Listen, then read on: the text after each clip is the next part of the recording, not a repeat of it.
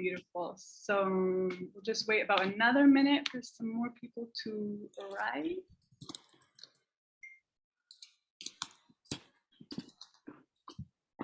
Hello.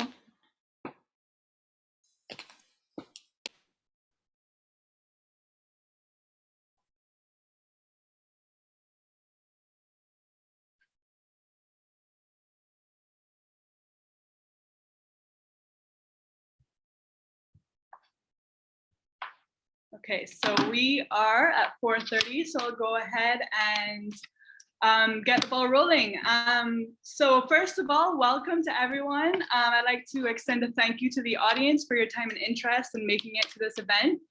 A big thank you to our panelists for making this event possible. And I would like to mention before we get going that this will be recorded. And I also want to ask people to be mindful of the fact that we will be exploring topics related explicitly to physical, emotional, sexual, and social abuse within this conversation. Upsetting topics of assault, homophobia, psychological trauma, and manipulation may emerge. So we do encourage you to be mindful of how this may affect you. And in our chat box, you can find a link to our digital brochure. And in that, you will find support resources, which you can access if you feel negatively impacted following this. So to get going with the introductions and opening remarks, I'll start with introducing Dance4Life. So we're an NGO that seeks to empower young people through programming that covers leadership, sexual and reproductive health, sexual violence, gender equality, and overall adolescent wellness. We engage with secondary school students as well as with vulnerable groups in children's homes and the government industrial schools through direct approaches that seek to inspire and activate and educate and celebrate young people's voices and their involvement in our local communities. So why are we having this discussion, and why now? Earlier, I think it was last year, the UN signaled that there is a severe increase in domestic violence everywhere as a direct consequence of the global lockdown. It seems like this phenomenon is truly like a unifying global cause. The shadow pandemic, as it's referred to, should be taken as seriously as a lethal virus. So although the cause of domestic violence, of ending domestic violence, is gaining international momentum, we have to acknowledge that every region and every country has certain cultural and historical and social specificities in which the problem is enabled. So for this discussion, we'll be looking at the Caribbean as it's defined as the English-speaking part of the region, otherwise understood as CARICOM. And this region, we face a variety of obstacles, particularly dealing with information collection, as well as with a complex system of taboos and stigmas that make addressing the phenomenon quite difficult. However, we do know that in the first half of 2020, reports of domestic violence in Barbados increased by 83%.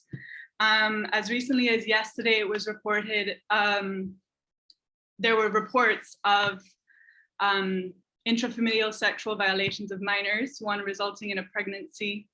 And in March earlier, it was brought to light that children wandering away from homes have up until now been criminalized.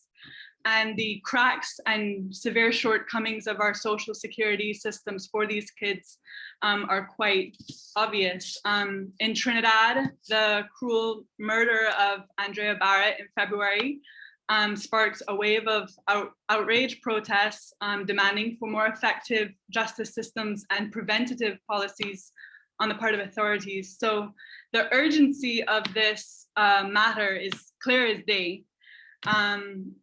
Yet, although top-down systemic change is essential on its own, it isn't sufficient in getting to the roots of domestic violence in our societies. So to get serious about eliminating violence in our homes and in our relationships, we have to get serious about critically knowing and understanding ourselves.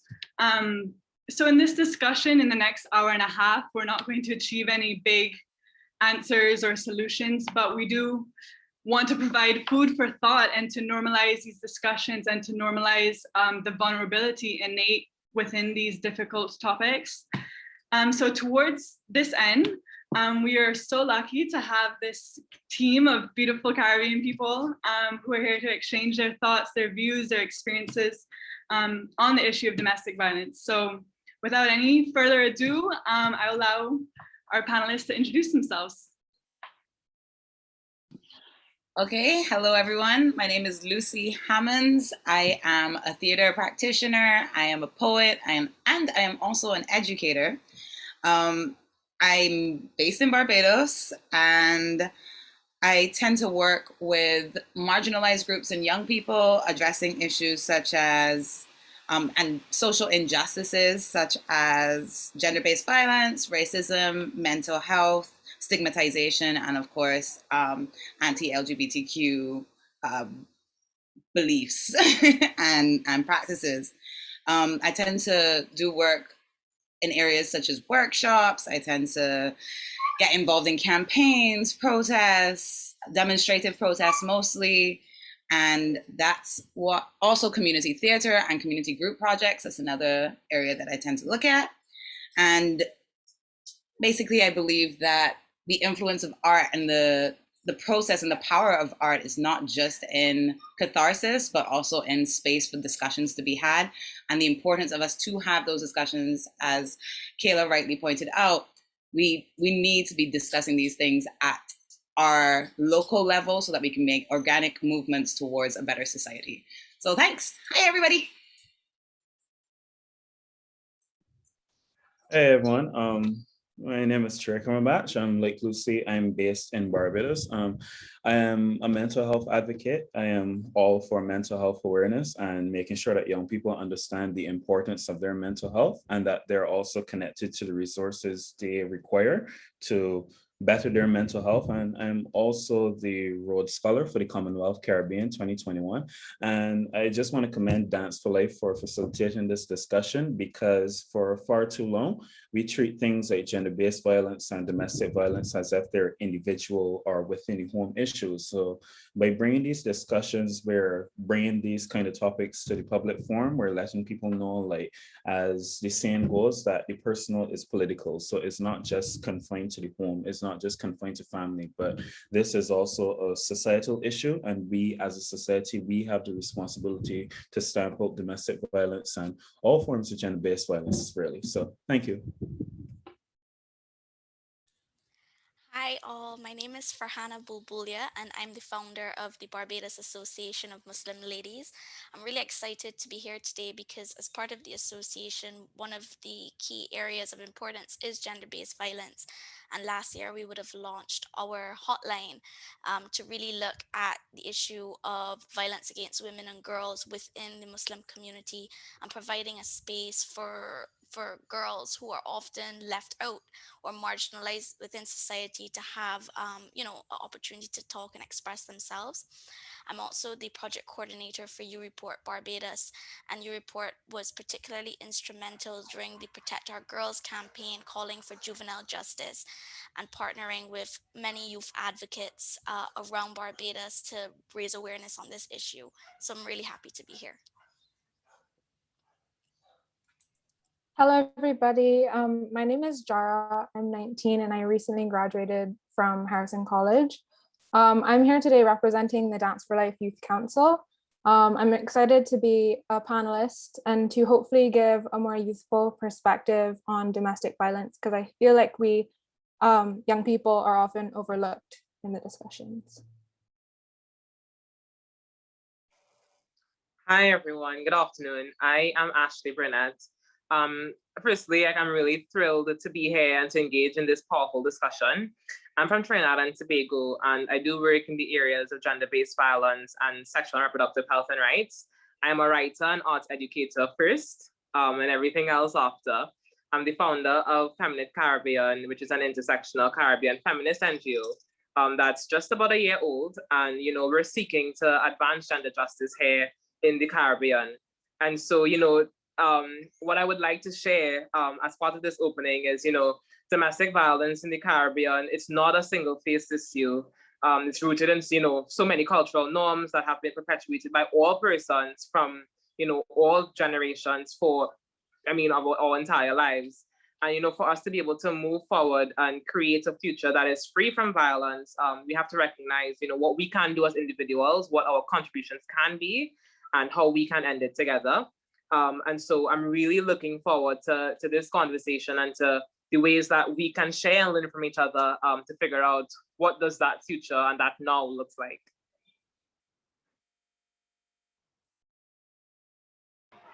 Great. Good afternoon, well, good evening, everyone. My name is Darren Carter. I am the research assistant in the Institute for Gender Development Studies, Nita Barrow Unit, based at the Cave-Hill campus at the University of West Indies. I echo the sentiments expressed by my fellow panelists in terms of the importance of this discussion and discussions like this, and kind of demystifying and removing the stigma attached to discussing gender-based violence and intimate partner violence. And I'm really looking forward to the discussion this afternoon. So thank you.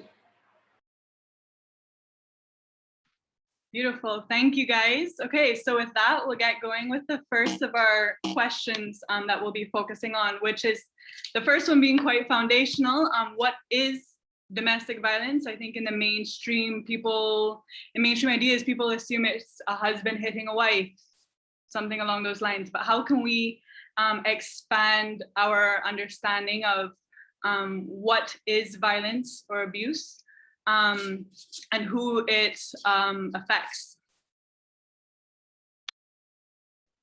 Yeah, definitely, Kayla. And I think you touched on it just now. I guess one of the first things when we're talking about our definition of violence, you have to understand that violence isn't just like physical, like it's not just like someone hitting someone physically. Violence could look like even, well, in the case of domestic violence, I should say, violence could look like, financial control, like taking control of someone's finances and basically monopolizing their finances. It could look like social control, controlling who they interact with.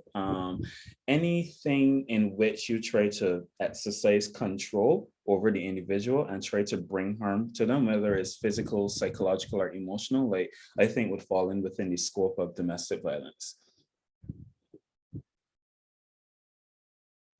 And if I can just, I think, go ahead. Sorry.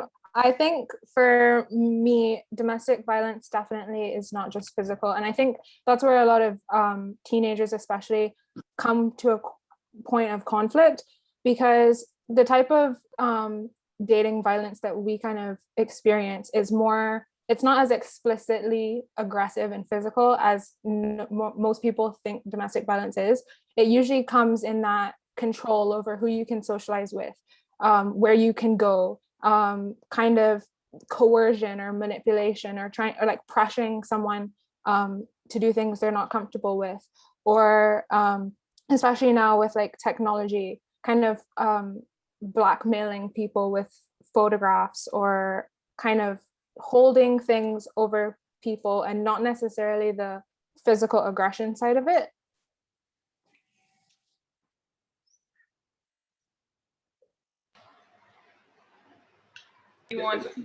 Yeah, I can. No, I thought Farhana was going to say something. My bad. Yeah, the behaviors themselves that kind of comprise intimate partner violence and domestic violence are kind of so varied and multiple, and they're kind of viewed differently by people depending on their age, socioeconomic status, religion, ethnicity, culture. I think you touched on culture in your introduction, Kayla, actually. So in terms of trying to define it from at least a research standpoint, it kind of is almost nebulous. So like, for example, their relationship variables, what constitutes a relationship? Partner violence focuses on intimate, romantic relationships where partners can be married, cohabiting, dating, as well as in heterosexual or same-sex relationships. And the way that violence is played out in each of these is going to look differently. So for example, are kind of unique to each category. So for example, in same-sex relationships, involuntarily or maliciously outing someone's sexual orientation is often deployed as a form of violence. What constitutes violence is another kind of area of interrogation. So for example, trying to hone in on what exactly, some just try to hone in on it in terms of acts that lead to demonstrable harm or injury, while others seek to study the actual markers of victimization itself. So these are all things that kind of play into understanding what domestic violence is, or intimate partner violence more broadly. Mm-hmm. Yeah. And if I can just add, there's always that common misconception about domestic violence that it only, affects couples or persons who are living common law who are married. But domestic violence, I think it's back in 2015, you started seeing it where it's used interchangeably with family violence. So it's really about whoever is in the household that's experiencing violence. So it can be from parent to child, and of course that will manifest as different forms of child abuse, but it is a form of domestic violence once it happens in the home. And, luckily, we're making some progress here in Trinidad with our Domestic Violence Act that was amended last year. And, it really was able to kind of expand the reach of persons who can actually seek help, who are victims of domestic violence. So it included non-married couples, and it included couples who are in dating relationships. So it's really, I think the term will continue growing as we get to understand the dynamics of domestic violence. Absolutely. And I wonder if it makes sense in campaigns, educational campaigns or advocacy campaigns to, like Jara mentioned, start integrating even for younger people who are just sort of starting to experiment with developing, relationships with people, romantic relationships or otherwise, and identifying violence as it exists within the world of technology, like a more contemporary, updated understanding of how phones and social media are used as the controlling aspect that can be identified as contributing to abuse. Yeah, I think a lot of young people don't really think about like their issues with like phones, sharing like explicit content of themselves or being manipulated online by a partner as like domestic violence. So I think a campaign directed at young people to kind of outline the subtle aspects of domestic violence that they might be experiencing, to help them recognize that like this type of behavior is not normal and that what they're going through is domestic violence and should be taken seriously. Yeah, definitely agreed. Especially here in the Caribbean. Darren touched on the technological aspect of it earlier. Revenge porn, like that's something that is huge here in the Caribbean. And Ashley, you could correct me on this, but I think in Trinidad there was something recently where there was like literally an entire group chat dedicated to like circulating people nudes and stuff like that. Yeah, like, it's actually quite popular that happens. It happens a lot.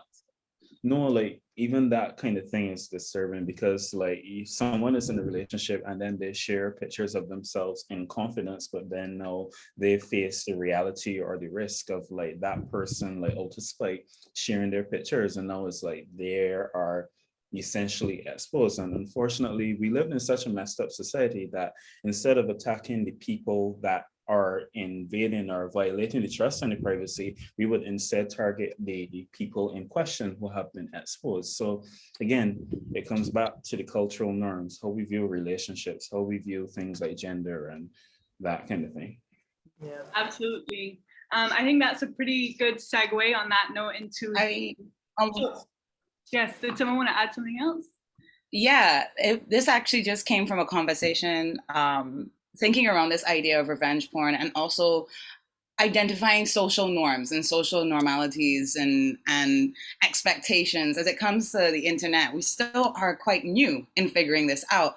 So I turned to somebody on an airplane the other day, and I was like, how long do you keep nudes of someone you were just in a relationship with when you are no longer in that relationship with them? Nobody tells us that. Like, what is the socially acceptable amount of time for us to still have nudes of someone in your phone if you're no longer with them? And again, these are the kind of things that we think in a part of understanding what is acceptable. Where then does it cross the line of being, okay, you haven't gotten over that situation yet, into you've got this as a form of power and you've got this as a form of manipulation over a being. So yeah, that's all I wanted to add to that. Oh, one more point was around gender. Trey touched on it very, very quick towards the end. But when defining domestic violence, not only do we have to step away from a heteronormative perspective, but we also need to step away from the idea, well, our sexes, well, the way that sexism and patriarchy has implicitly told us that women are people with vaginas are going to be the victims and the people with the penises are not. Yeah. They're always going to be the aggressors. And of course, just putting that as a bracket around the conversation as we move forward. Okay. Definitely. Yeah. And I think that vague area that you point out, like these weird, modern phenomenon like sending nudes and whatnot, like the law or the courts aren't going to be the ones to step up and draw that line explicitly. So I think that's where as sort of group, acceptability, social acceptability is where people have to start defining those lines explicitly. And definitely, these comments on rethinking the role of gender is a great segue into the following major question. And there's actually an additional question that was submitted by one of our attendees that I want to just read out as it's definitely pertinent. She asked, while research / history has shown that women have been the victims of domestic violence, men are also victims. What can we do as a society to encourage men who are victims to speak out? Legislation may provide the opportunity for all victims to do so, both men and women, but given the realities of gender socialization, males may not feel sufficiently empowered to speak up, or speak out against domestic violence. Should we be revisiting gender socialization? Okay, I can jump in here to try to answer this question. So I think one of the things that persons often confuse is sex and gender. So sex is what you're biologically born as, if you are male or female, and that really comes down to whether you're born with a vagina or whether you're born with a penis. Gender now is how you're socialized within that biological state.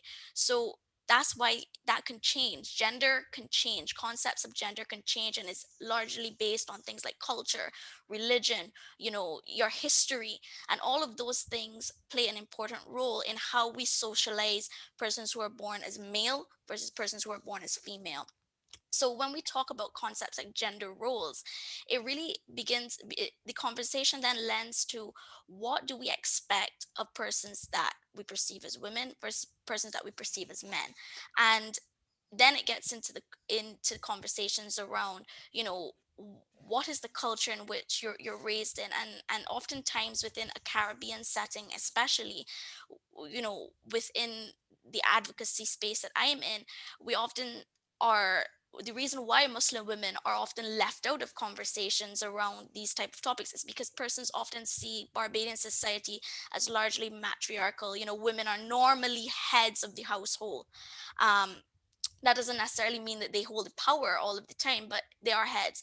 So when we begin to have conversations around the role of gender, it's important to understand the nuances that make up our Caribbean societies. And I think Lucy began to touch on that, and I am sure she will go into further in depth on this. So that's a point that I wanted to raise, that difference between sex and gender, and how, these different aspects play an important role in how we perceive ourselves and how we perceive men and women. Yeah, and Farhana, that's a really interesting point that you brought up, because in terms of like the Caribbean, we are usually defined by having mostly households that are headed by women, and they have like that economic control. Because typically the understanding is that usually men have the economic power, but in the Caribbean society, that's usually not the case. So then it begs the question, like, how do we live in a very patriarchal society in the Caribbean. So then how is power defined in the Caribbean? And like, how is that definition of power then allocated to men? Because again, women have this economic control in most instances over the household. So like, what happens in between there? And I guess that's a question for the audience as well. Yeah. If I can chime in, I think, so whilst, of course, we know that in the Caribbean, like what makes us different from other parts of the world is that, those who are the head of the home, which is commonly, women, they've always been working, but they have had to put up with issues of violence and other things that have oppressed them, that has had that power and control. And so in many homes, I think, if we look to think about gender roles and think about, okay, who is abused? a lot of us think that the people who are usually abused are from lower economic backgrounds. They are probably housewives or whatever like that. But we fail to realize that even those who are in very, very high positions in the corporate world, very, very powerful women and men, are also victims of violence. But because we don't see them as being the typical, like fitting that mold of what a victim looks like, they're kind of excluded from the conversation. But look, going back to the question, I'm really glad what the panelists said before. Like in my head, I'm thinking, the role of gender roles is like it's shackles. It's a shackle to these really harmful societal norms that has been created because through the system of patriarchy. And so we don't see that, okay, men are also victims of the patriarchy based on the type of masculinity it promotes. And then on the other side, looking at women who actually uphold the patriarchy, right? And so that is a lot of internalized misogyny, and you see how it manifests in many different ways when it comes to violence, when it comes to victim blaming, when it comes to all of these things. And so it's something that we have to tear apart and must be, if not at the center, it has to be very, very close to the center of these conversations and really assessing how people are affected and who we think, because personally, we have to now think about it. Like oftentimes, there was a training we had at work, and someone mentioned, which played into the stereotype that persons who are victims of domestic violence look a particular way, right? And so that's an internalized teaching. And then when you look at those who are in protective services, and I mean, this is a blanket statement, but a lot of persons who tend to go into these services, they have this really skewed idea of masculinity. And so it's, about, okay, I'm going to protect, I'm here, I'm a police officer, I am a soldier, and I'm going to protect these women, I'm going to protect anything that's less than a man, right? And so when men go to now make these reports, they're laughing. They're like, are you serious? You're really taking licks? Like, please go home and deal with it there. And so it's really stripping that apart and figuring out, okay, what are the steps now we can take to ensure that these gender roles are either removed or they are tweaked and reworked? Yeah. Sorry, did anyone else want to add anything before I chime in, or? I just wanted to jump back to the point about, the high incidence of matrifocality in the region. It also coincides with, women's overwhelming presence in certain sectors of the economy. So for example, you will find like a lot of women are present overwhelmingly in the hospitality sector, in certain care sectors like nails, hairs, etc. And that's not to say that those sectors can't be profitable per se, but their overwhelming presence or simply their presence as heads of households doesn't necessarily mean that they're necessarily economically empowered. And that's kind of like false narrative that's maintained in the region. Like, women are heads of household all over the region. Why, what do they have to complain about per se? But it doesn't necessarily, align that directly. Yeah. You can go. Yeah, go ahead, Trey. Yeah, no, just to like, by way of example to what Ashley was saying, just to like show you how masculinity, especially like this very hegemonic, dominant brand of masculinity, like becomes like a shackle, basically. Like we men, like we police ourselves, and we police ourselves along these lines of this very hypersexual, heterosexual way of behaving, to the point that anything that even slightly deviates from this masculinity is like, your masculinity, your heterosexuality is called into question. So like for me, I remember when I was in third form, anybody that knows me knows like Darren, because we've been in classes together. So like I'm very expressive, like I'm very dramatic and stuff like that. So like I was having a conversation with my friend, and my friend said something to annoy me, and like I rolled my eyes. I literally just gave like I rolled my eyes, and like this girl saw me roll my eyes, and forget the term here, but I'm just like saying it as it was expressed. She was like, "Wait, is a bullet?" And I was like, "Why are you asking?" And then she was like, "You roll your eyes like no straight man don't roll he eyes." So all of that just to show. Another time I was literally in Shafet with my brother, and we were literally sitting opposite of each other. And then like I heard these girls whispering and looking at us, and they were like, "Wait, the two of them gay or something?" So it's like you can't even like be eating at a table with another man who you are related to, by the way. So like all of that goes to show patriarchy is very pervasive. And because of that, men are usually held to these very ridiculous standards. So it goes back to what was being said earlier. If a man walks into a police station or service provider and says, like, I'm a victim of abuse, like my girlfriend hit me or whatever, you can get laughed at. Somebody can say you're a big man, like go home and sort that out. So I think to answer the question, yes, gender socialization is a starting point, but at the same time, you also have to create spaces for men where they're not punished for being victims, where they're not punished for not aligning with this idea of masculinity, this very toxic and unrealistic idea of masculinity. So yeah. Yeah, and I think sorry, Lucy. Go ahead, Farhana. Oh, okay. Thanks, Lucy. No, I was just gonna say very quickly that the examples that Trey gave are the precise reason why domestic violence continues to be very pervasive within our societies. The fact that men cannot express themselves beyond, resorting to violence, resorting to hitting, resorting to, being emotionally abusive, financially abusive, is exactly what is wrong with the gender roles that we've constructed, where if men sit down to have a conversation, to express their feelings, in a healthy way, it is considered that, he's less of a man. And I think that's very important. And within the same token, I think it's important to also establish that women are disproportionately affected by violence, and because of these gender roles, we become more vulnerable to violence because we've built a society where men hold a certain level of power. And I think what that also goes into is that, women of certain colors and certain backgrounds even become more vulnerable to violence because of how society has been constructed. So I want to add that as a follow-on from what Trey said. Lucy, over to you. Received. Okay, so I like that. It's like playing catch.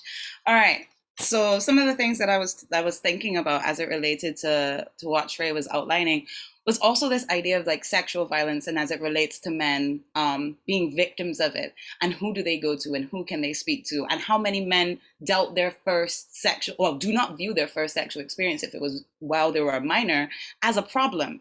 They tend to see it as a badge of honor, and you're like, I hate to say it, darling, but that's assault. And how have you been able to deal with that within yourself? And who have you been able to talk to? Who have you been able to confide into? And where are your safe spaces? And again, that's another thing that I think sometimes whenever these topics come up, I'm glad that we're talking about domestic violence in the wider bracket, because every time intimate partner violence comes up as a discussion, it's been for the framing of women. And then when men try to speak out, it's like, now's not your time. But there is also the need for men to be the advocates for their own spaces, and to create, for example, barbershop talks or any such kind of project where you just invite other guys and young men, anyone who's dealing with these questions, to have these discussions, because it's apparent that patriarchy means that some men just don't listen to women. You could speak all over your face, but they will never hear you unless they're trying to sleep with you. And even then, it's transactional.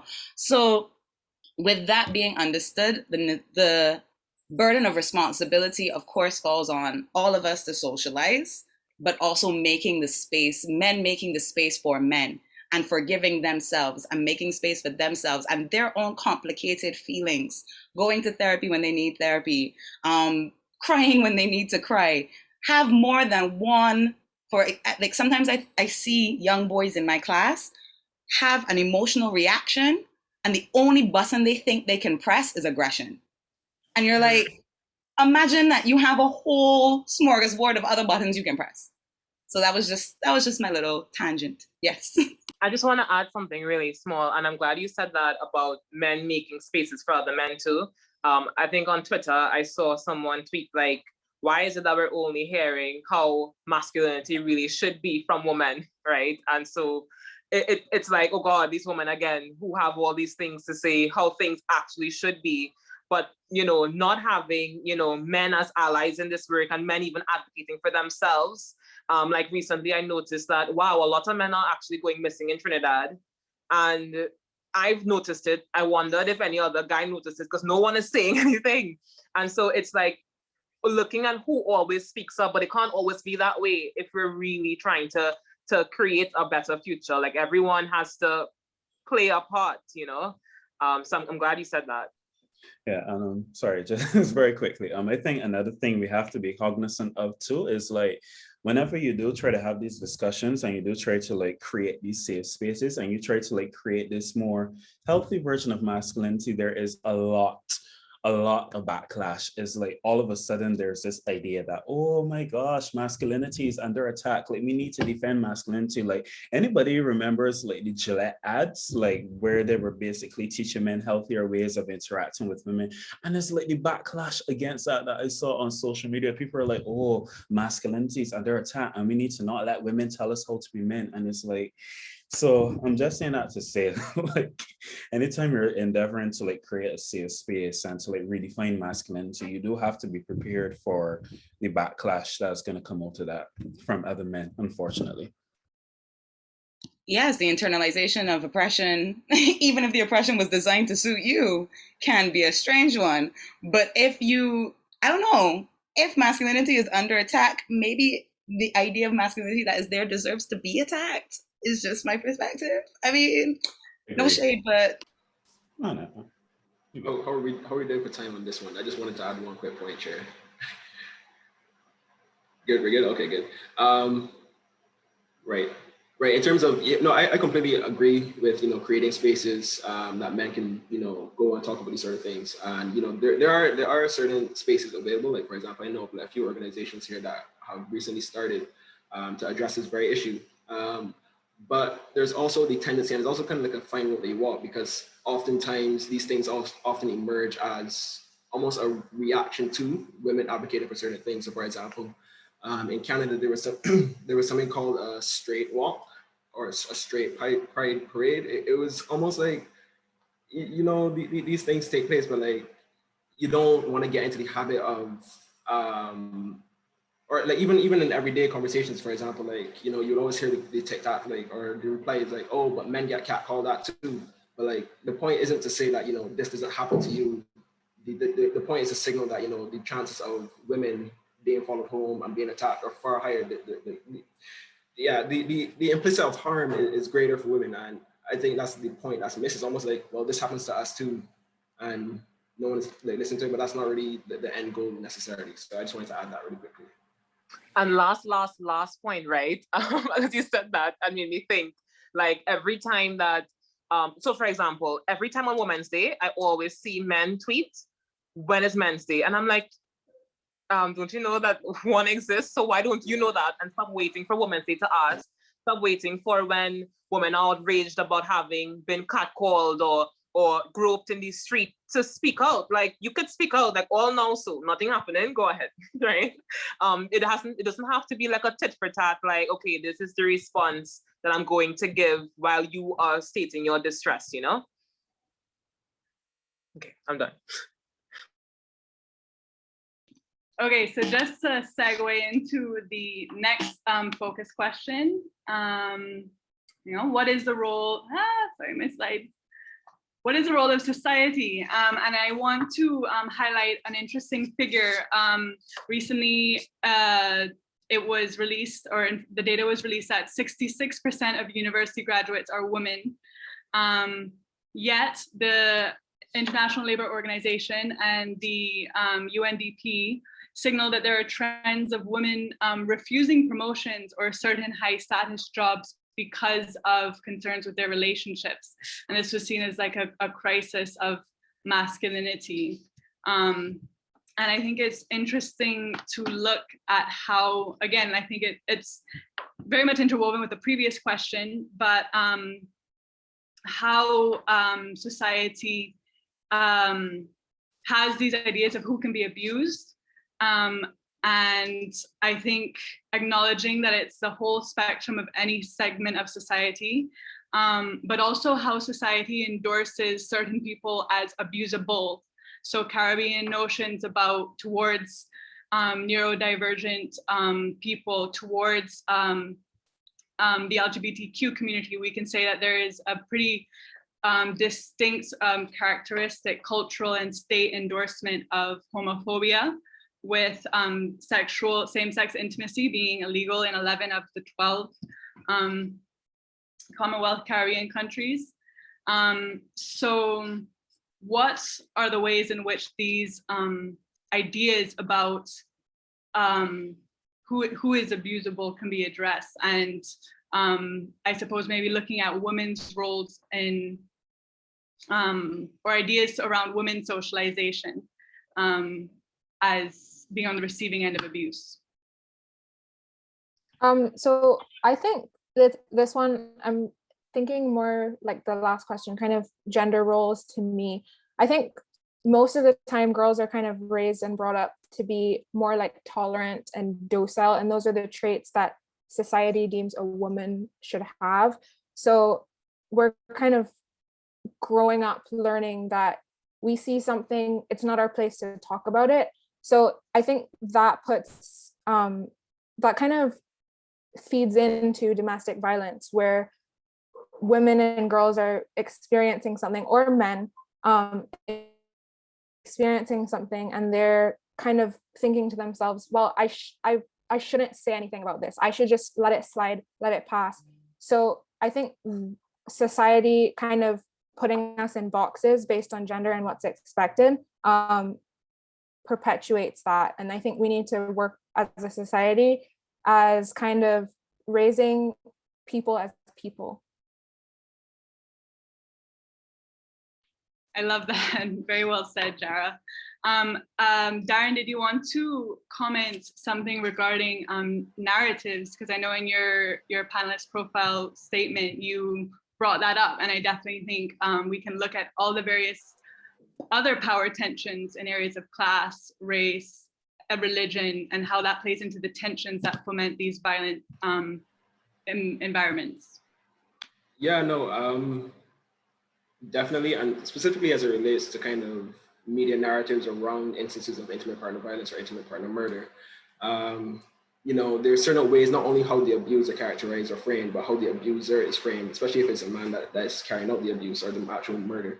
So the imagery of like the man who kills an intimate partner is often as an undereducated, unemployed, previous offender with a variety of personal problems, alcohol, drug abuse, or a record of being an abuser, either substantiated by eyewitness reports or by like neighbor reports. They always emerge after the fact.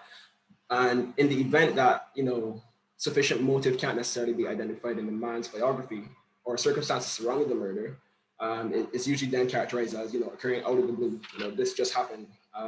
You know, they either frame it as like a lover's quarrel or a crime of passion.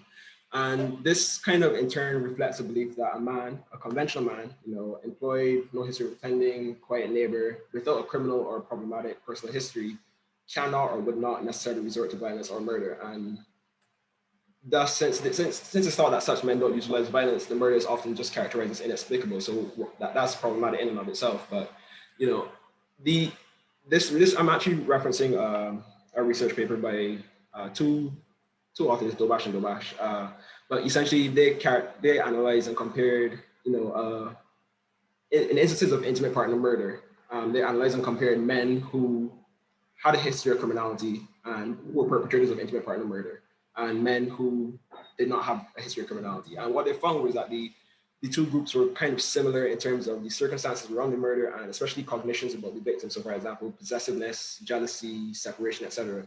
And these similarities in turn challenge the notion that, you know, murder just comes out of the blue, and underscore the relevance of, you know, gender and a feminist analysis of intimate partner murder, because by framing it in this way, it kind of removes culpability of the actual abuser, of the actual person carrying out the crime. And, you know, it's kind of perpetuated throughout, you know, Caribbean media. It's oftentimes they either hone in on that, and on the other side, they hone in on, you know, the victim was either, you know, a woman, a mother of, you know, 3 children, hardworking mother, she was at home, or they either frame it in terms of what she did to kind of, I don't want to say victim blaming, but they kind of frame it that way in terms of, you know, she was packing her bags and refused to back down, or, you know, things like that. So just flagging that for the panel.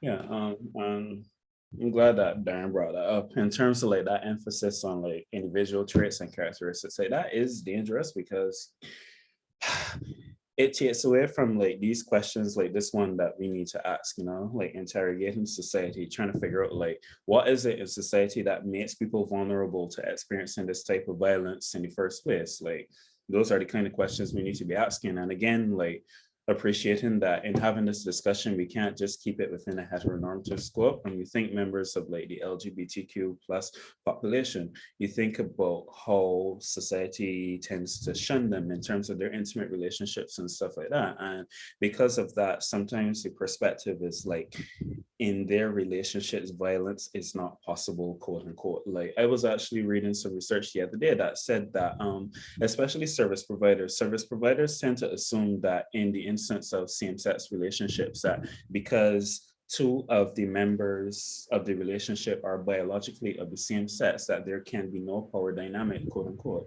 So because of this perceived lack of a power dynamic, then there can't be any violence. So like, that's just not true, to be honest. Like, power features everywhere in society, like, and in any relationship, or don't let me say in any relationship, but like in a lot of relationships, there will be a power dynamic. It is not ideal, but that is to say that you can't ignore the fact that even relationships that are quote unquote outside of this heteronormative scope, like, there will be power dynamics, you know? And as long as power dynamics are present, then there is a chance that someone could be a victim of abuse.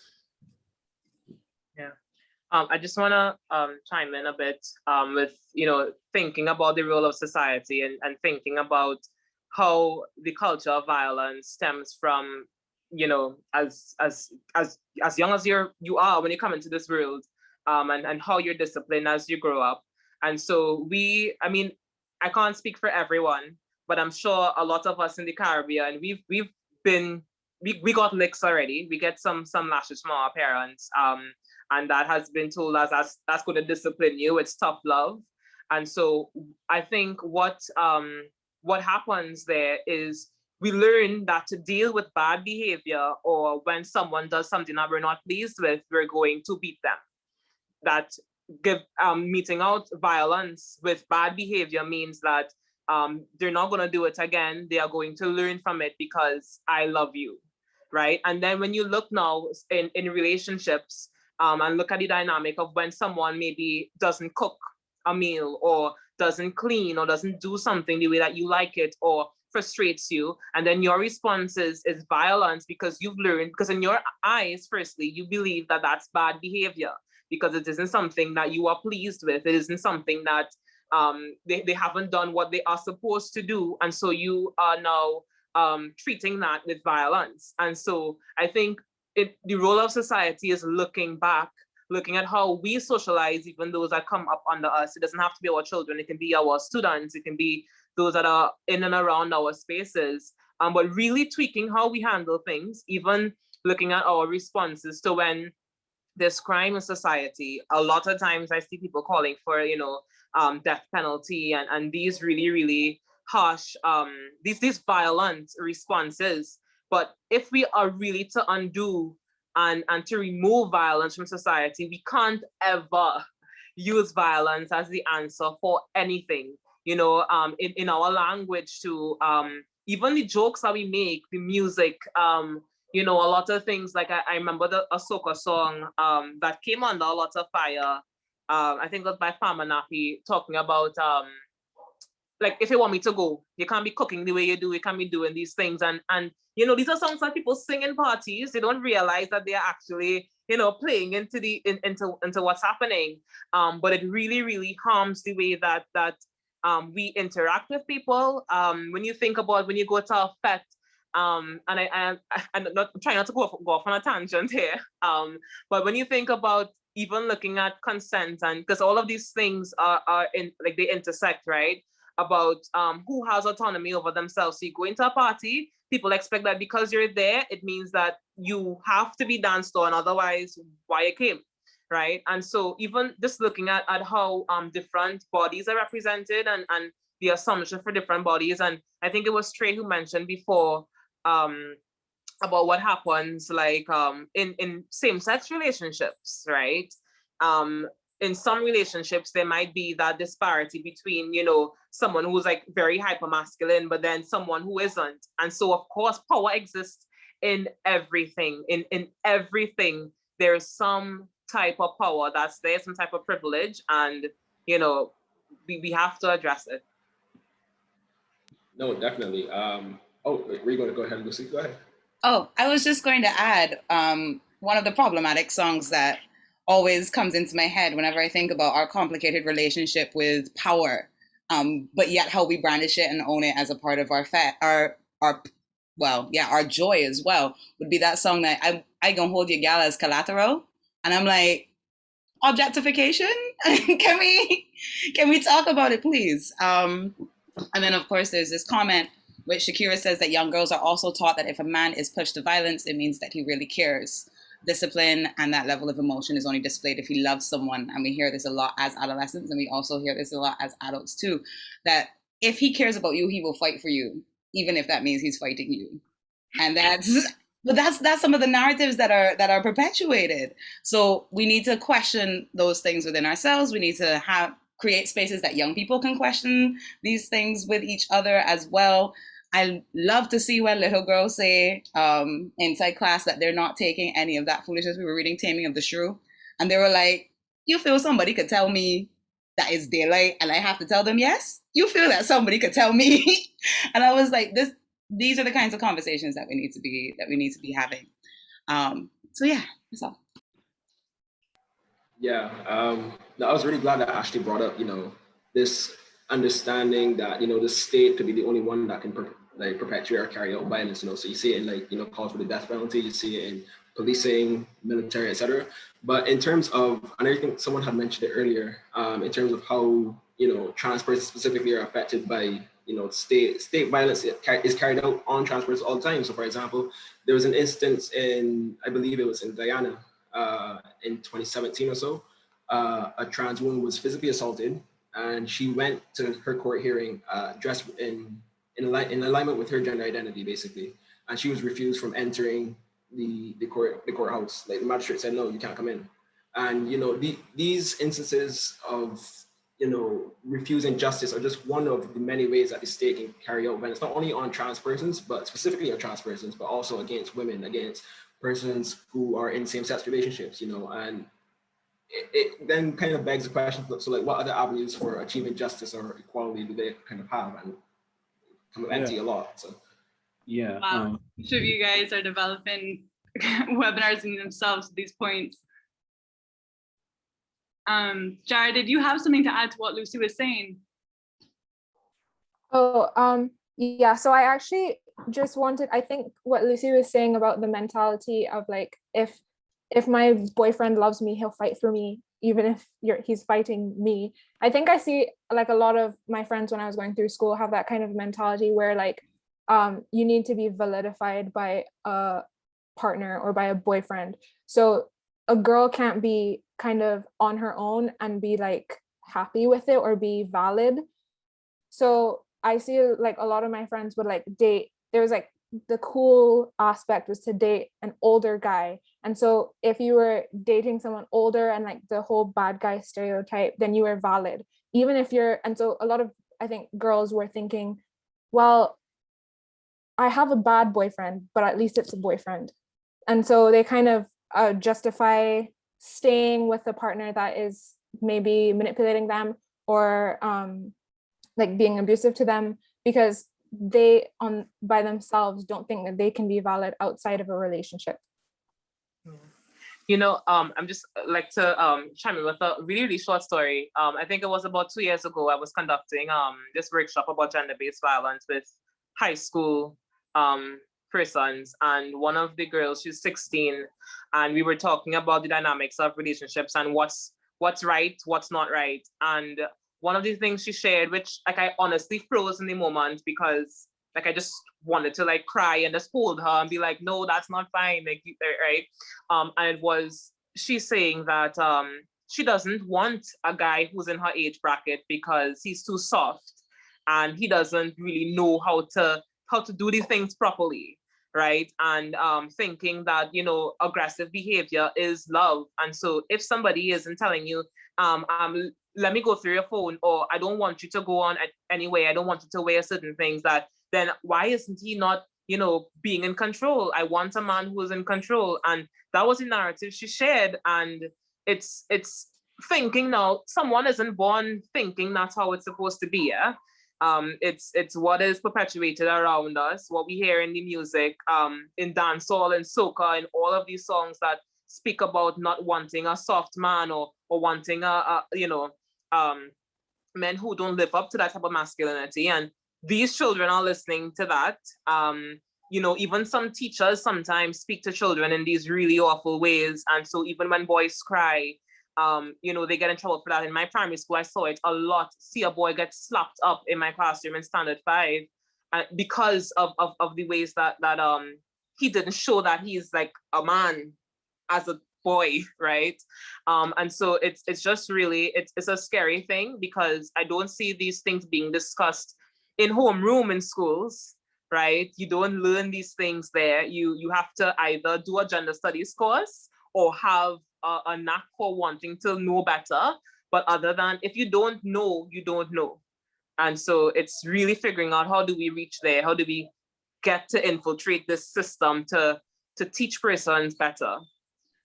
I think, just to add on that very quickly, would be the internet also giving young people language now that when we were at school, or when I was at school, let me speak for myself because I old. When I was at school, we didn't have. So if someone, even the anti-bullying campaigns that have been going on and like shown by TikTok artists or TikTok stars, or just making language more accessible, making people aware of neurodiversity and also sexuality diversity and gender diversity.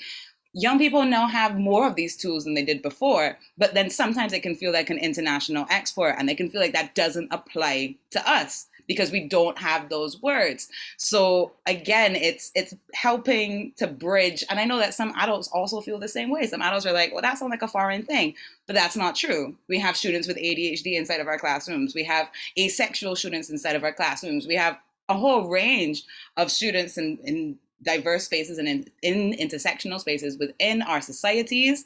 And we need to protect them, and we need to make sure that there is space for them within our language and also within our classrooms. I really don't want to usher along the conversation because I'm sure there's a lot more to be said from everyone. But relating to what was spoken about, responding to violence with violence, and the roles of schools in our sort of being like the nucleus for society, sort of our first experience with the outside world beyond the home. And one thing that is specific to the Caribbean in both the family and in schools is the use of corporal discipline. And I want to launch a poll for everyone to respond to, attendees and everyone, to answer the question: do you think that there is a strong or relevant connection between the cultural and legal endorsement of corporal discipline on children at home and at school in the Caribbean and the prevalence of domestic violence in our wider society? While that poll is going on, should I take the space to ask the questions, Kayla? Yes, looking at time, yeah, we can start engaging with the questions. Okay, so there's one question and one statement. I'll read the statement first, which is Shakira. She states, Mtaj, I think it might be Mtaj Cave, my apologies for mispronunciations. In such homophobic societies, there needs to be safe havens for abuse victims that are LGBTQ. Most domestic violence victims in the community are not comfortable reporting to the police for fear of ridicule and re-victimization. And that again falls under our discussions around gender and the gender roles within the society. Would anyone like to comment on that? On the statement made?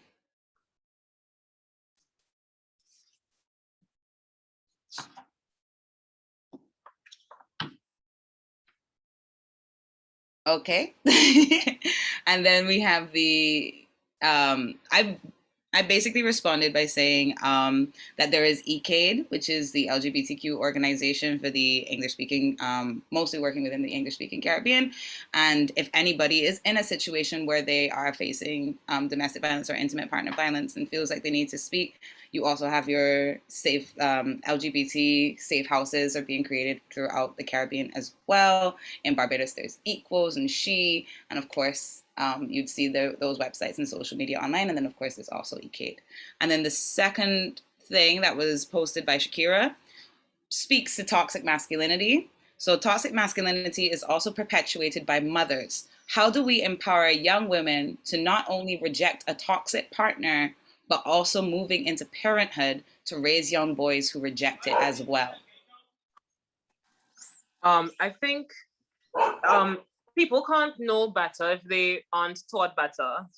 And so these conversations and this, there needs to be a whole overhaul of the education system. And, there needs to be training for new parents. And it has to be an ongoing thing, because if you are grown up in a household where you learn masculinity a certain way, that you see your parents, how your parents interact, or even lack thereof, you don't see your both parents. And so you are unable to really know what is right from what is wrong unless you are in spaces that teach you better, right? And I think that's something that we kind of forget, that you can't know what you don't know unless someone says it, or if you go looking. But in order to go looking, you have to know there's something that's wrong. And so honestly, thinking about what a fix can be, it's not only an individual level, but it has to be support from in clinics. I mean, all parents are supposed to go to clinics, even when like while they're pregnant and stuff like that. And so thinking about what happens in clinics, right? How can we integrate learning about how to properly raise children, how to not continue to perpetuate harmful teachings about how masculinity is supposed to be, or femininity should be, or these gender roles. One thing that I've recognized, and this is like a personal testimony, my older sister has been a victim of domestic violence. And so she is not in these spaces to understand the language or to know things.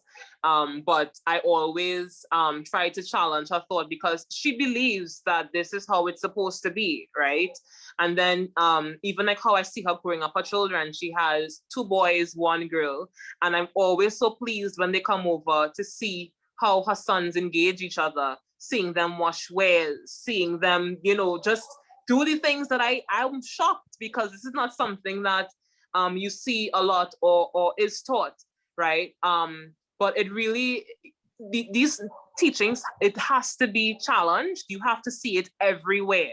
Just like how you would see, like in Trinidad, you see these Crime Stoppers ads everywhere. You have to see these things everywhere. You have to see the ads. And I think the state, the government has to realize that they have a role to play, because there's only so much CSOs can do with limited funding, with no funding, and little resources. But the state has to recognize that, okay, this is not a shadow pandemic. It is a pandemic. As much as we need to keep people safe from COVID-19 or whatever else, we have to keep them safe from violence. And this is not a cultural thing. This is wrong. Like, because I think that's an easy thing people pass off. Like, okay, it's culture, so that's just how it's going to be. But we really have to challenge that. And I mean, it's a lot of hard work. It's not going to be done maybe in our lifetime, but we're setting the tone for that to happen eventually. I completely agree with you. I especially like the slogan, "Violence is not my culture," and just reminding people of that whenever the topic of homophobia or misogyny or any of these things are kind of just like gets dismissed and brushed away of, oh, that's just a cultural thing. Violence is not our culture. It may have been a tool used in our culture. And then also, I think our role in society, I definitely want to kind of pinpoint on what you said, Ashley, which is this idea of multiple people working together and just be one group constantly front trying to work.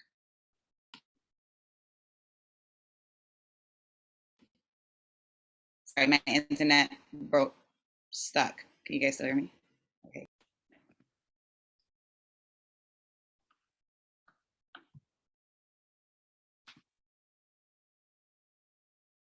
Okay, so I think we have the responses submitted on the poll. So we have about 69% responding regarding the relevance of the connection between the endorsement in schools and at home. of corporal discipline on children. We've got 69% saying yes, we do, 8% no, I don't, 12% honestly, I haven't considered it, another 12% maybe it does. And yeah, I guess going back to what Ashley was saying about, rewiring these messages and not seeing it something such as corporal discipline as a cultural Caribbean thing that just is, or it's the way we do things. It's something that I think states and larger networks need to be involved with seeing it as a relevant issue. I have another question. Why do we need to legislate domestic violence separate from other forms of violence? Why do we need the government to separate this kind of violence? I guess I could start with that one. So this isn't anything new. And for decades, like women's advocates have been calling upon the state and upon police and prosecutors to kind of treat domestic violence as any other crime.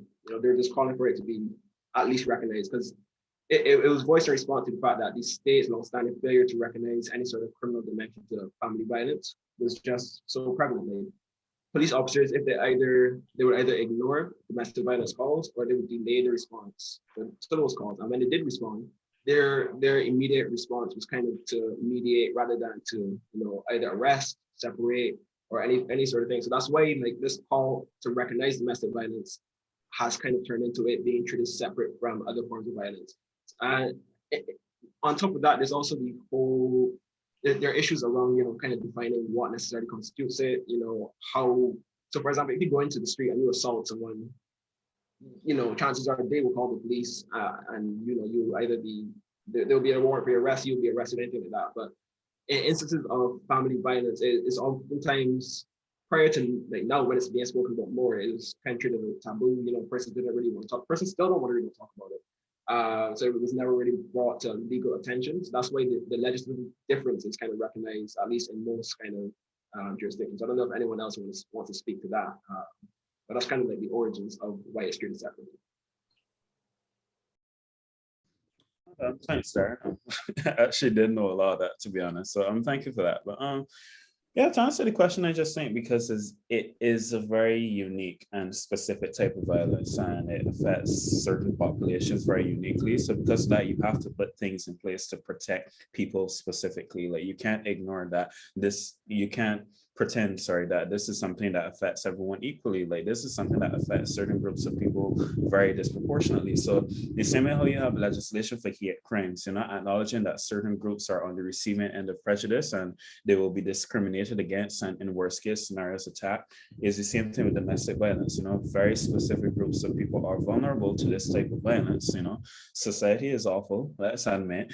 So because of that, we have to protect these people. And if legislation is what we have to put into place, and very specific legislation, then that is what we need to do. Excellent. Yeah, just following on from what Trey said, and I fully agree with both him and Darren in that regard. And I think our role within society and challenging domestic violence can be looked at in different layers. On one hand, there's change to mindsets and how persons perceive and use power and deal with emotions and those type of things. And that I think is more of the long-term change, where we have to really look at how people think and how people operate and deal with issues.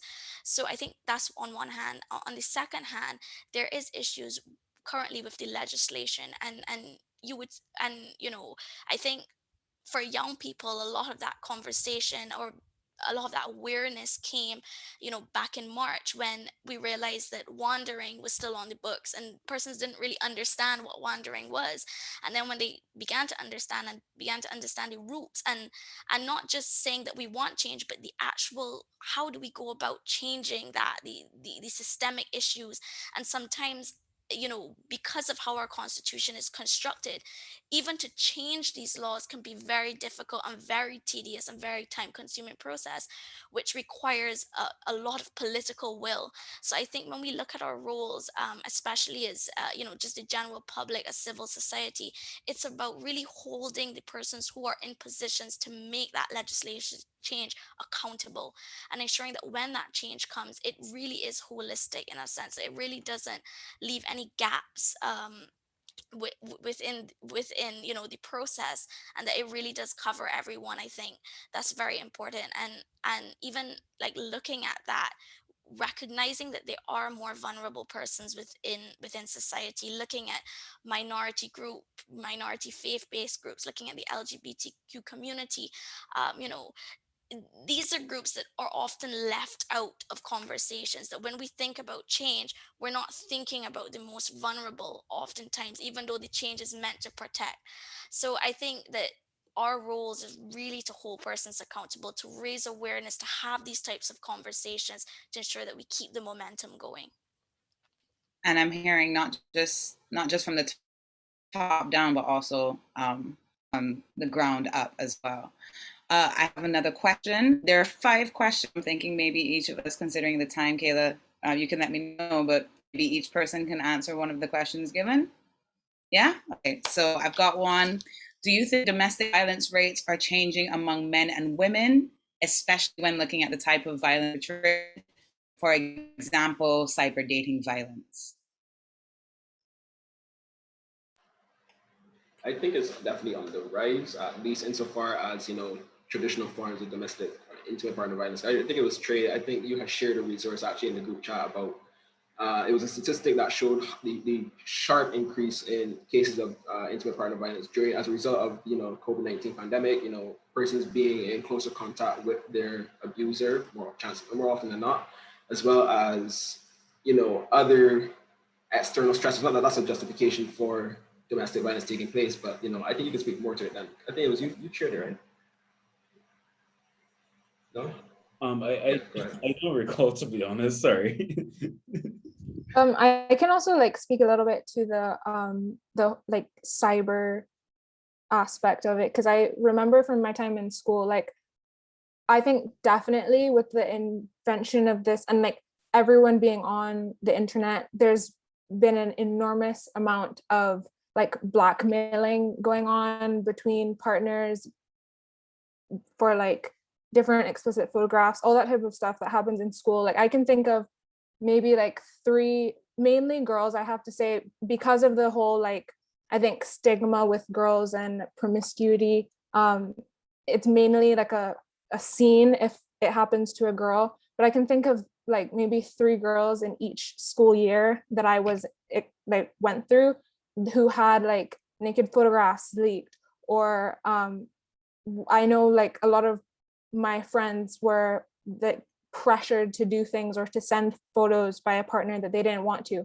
and they felt when it was shared without their knowledge, they couldn't really say anything. So I think with the invention of technology and with the amount of teenagers who are using it, there's definitely been a rise in cyber dating violence for sure. Yeah, definitely. So much so that entire divisions have been created. Cyber crimes is now on the books, and I think in St. Lucia, and I think also here, revenge porn is now they recognize that it's taking place. So now they actually had to create specific legislation outlining it, saying this is illegal, don't do this. Cyber crime division has been created, but again, these things are so hard to police that oftentimes victims of these sort of crimes don't ever really get it addressed. Yeah. I think go ahead. I was just going to say the Computer Misuse Act deals with revenge, well, not necessarily revenge porn, but it's more about if it is explicit materials of a minor, then that's where it can be covered. But I'm not certain on what it looks like when you become an adult and whether it covers that instance. I know here in Trinidad, with regards to the statistics, there has been an awful increase of domestic violence cases reported. So it increased by 300% from 2019 to 2020, and that's the period of when the pandemic hit. And so that 30% is a lot, but that's only what has been reported. It doesn't really take into consideration those that have gone underreported. Our Domestic Violence Act actually included the sharing of intimate images of the adult, the partner, and children as a part of an offense. It's classified under emotional psychological abuse. So I mean there is that in place, but again, how many people are knowledgeable of these amendments, which is an issue in itself, but also how many people feel empowered enough or really want to have to go to make a report without, like, do they even trust the police service to say, hey, my pictures have been leaked, and not expect anyone to say, okay, let me see for evidence, and to then have to face that further victimization. And so it's not just as simple as, okay, I'm going to make a report, but it's also having to put yourself through that process, and whether or not you trust the services or not that's available, or if you even know that you can actually get some form of justice in reporting. Agreed. I just have a really quick point from what Ashley said.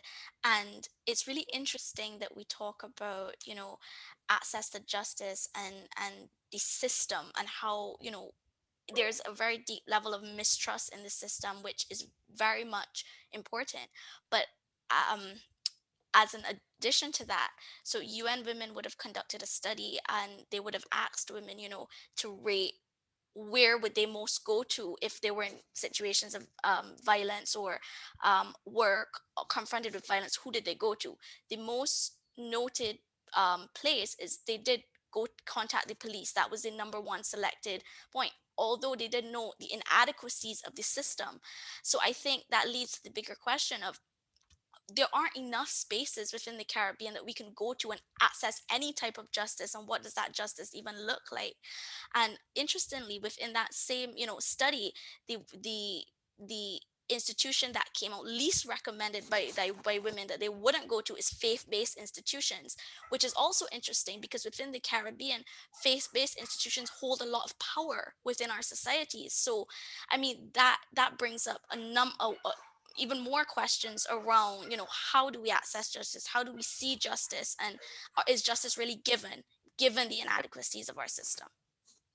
Just to add this, last, as you mentioned, faith-based organizations. I know a lot, like here in Trinidad, I think almost every Caribbean country, it's like, I thought we were a secular state, but I mean, the amount of weight faith-based organizations have, it's definitely not. But there's that notion of, if you are married, God has put you all together, you can't separate. And so many times in churches, like when I used to go to church and listening to persons who would try to talk to the pastor to get some sort of counseling, and you all need to work it out because God ordained this union, and how can you step outside of it? And so of course, it's definitely not surprising that a lot of people turn away from those institutions to seek assistance, because who really wants to hear just stay and work it out? How are you going to stay and work it out, when your life is on the line, right? And I think too, and this is where the state again comes in, because who's really gonna ensure that these trainings are mandatory, that it's mandated, that this is actually going, as a leader, this is what you have to go through. Because if it's not institutionalized, then it's really up in the air. You can't expect people to make a choice and say, okay, I actually want to learn better.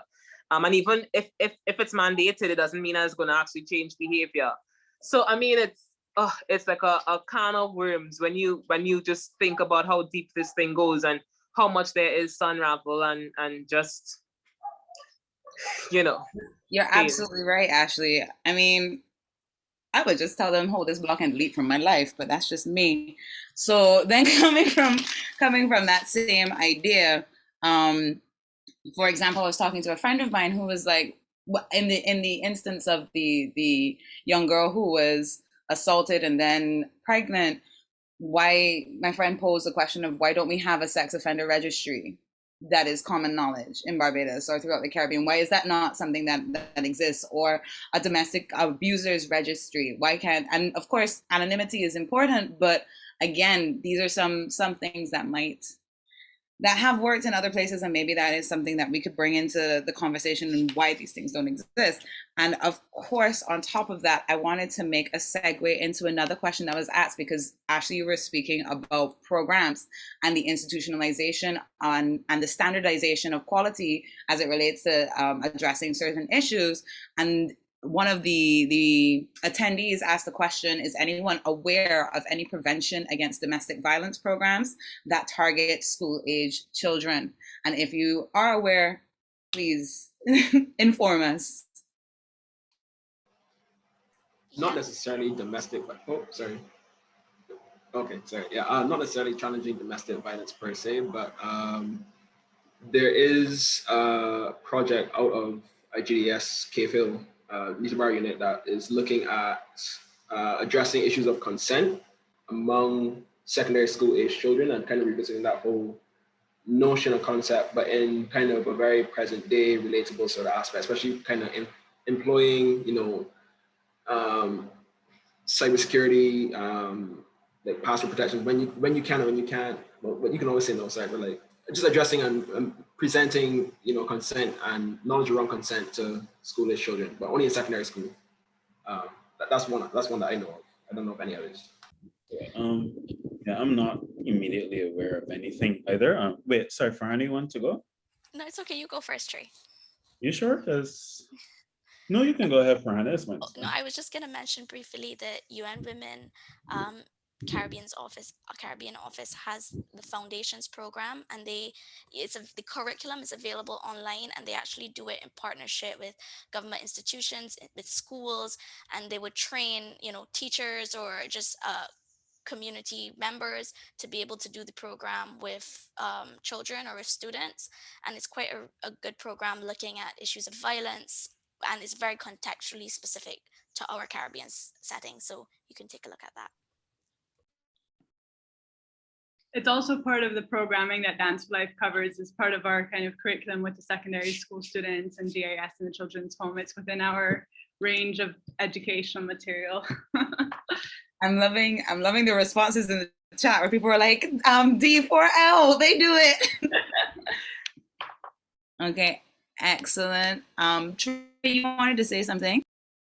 Yeah, no, I just want to add very quickly, like, I would definitely be here for more initiatives like that, where we have like interventions designed for domestic violence for school-age children. But I also think culturally, like, and you guys can let me know if you've had a different experience, but I think culturally here in the Caribbean, we tend to think that like relationships in secondary school are not legitimate relationships. Like, oh, that's your little boyfriend or that's your little girlfriend, like that's just a little crush and stuff like that. So I think like that kind of mindset is dangerous, because then very legitimate issues of domestic violence and intimate partner violence can be swept under the rug because the relationship isn't seen as legitimate. So I do think as a culture, we also need to acknowledge that, yes, you can have a legitimate romantic relationship as a teenager, as a secondary school student.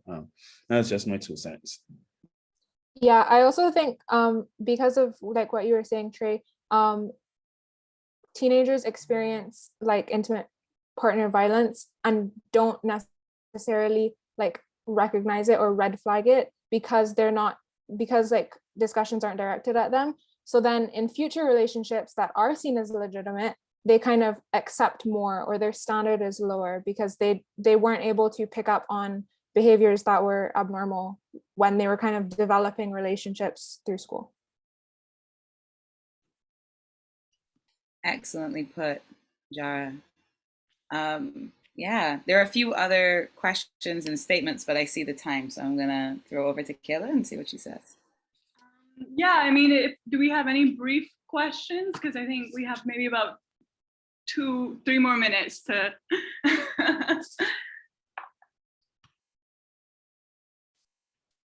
Maybe this one relates to, thanks for the excellent panel discussion. Dance4Life reaches so many young people at a critical time during their growth and development, especially as it relates to formation of relationships. How does Dance4Life leverage the unique opportunity to influence these issues through your programming? And that is a question that was posed. I feel like that one could be quite brief to answer. It's in the Q&A. Sorry, I'm not. You mind restating that? No problem. Dance for Life reaches so many young people at a critical time during their growth and development as it relates to forming relationships. How does Dance for Life leverage this unique opportunity to influence these issues throughout your programming? Right. Well, I feel like our approach, we aim at peer-to-peer approach. So definitely taking away from the kind of top-down authoritative lecturing stance that's quite common throughout our secondary school experiences, where, you know, students are told, like, don't talk, just listen. And Dance for Life likes to present an opportunity in which we invite you to talk, we invite you to ask questions, to not be ashamed, to, you know, to give students an opportunity in which they're in a space, a temporary space in which their voices are received. That's also a function of our youth council, where we invite students to be more kind of permanent members of our team throughout the year, where they can develop initiatives, and through our networks with governments or other CSOs, we can engage those young people with broader spheres of influence in politics and whatnot. Fantastic, thank you. I also saw that Shakira answered as well, and I'm just copying it directly to the person who would have asked the question. So that would have been the fastest one to answer. I am so sorry for those that I have not been able to ask, but everybody has some excellent questions. So yes. And it's been an excellent conversation. Honestly, the time flew by, and I wish I could be with you guys all night long. You know, just unpacking, you know, so many potent and important and relevant things were touched upon. And I definitely hope that the conversation doesn't end here. I want to extend a really big thank you to all of you guys as panelists. I want to send a thank you to all the attendees for your time and your questions and your encouragement. I've seen a lot of great comments. So yeah, I hope everyone kind of can walk away from this feeling a bit more inspired to spread this critical awareness and critical confrontation throughout all parts of our society. If you do have the time after this, I do invite everyone to fill out the survey at the end of the webinar in order that we can develop more ways to engage with this issue with young people and with our partnership networks. And I do also want to highlight that we have just unpacked like major complicated topics and heavy issues, but just to put everything into perspective, you know, this isn't going to happen overnight, and no one person is going to be the champion of the cause. We're all in this together. We're all coordinating, and it's a group effort. So, you know, once we wrap up tonight, I want that everyone just kind of checks in with themselves, has a cup of tea, talks with a loved one, watches a comedy, whatever works to just, you know, take care of yourself. So if anyone has any other questions following this webinar, my contact information is in the digital brochure, which is linked to at the top of the chat. And yes, does any panelists have any closing statements? No, just a big thank you to you yourself as well for organizing this, and to Dance for Life more broadly. I think conversations like this are really, really important, and you know, I look forward to, you know, others in the future, hopefully. And again, thank you to all the participants, all the attendees, my fellow panelists as well. You know, thank you all for coming up.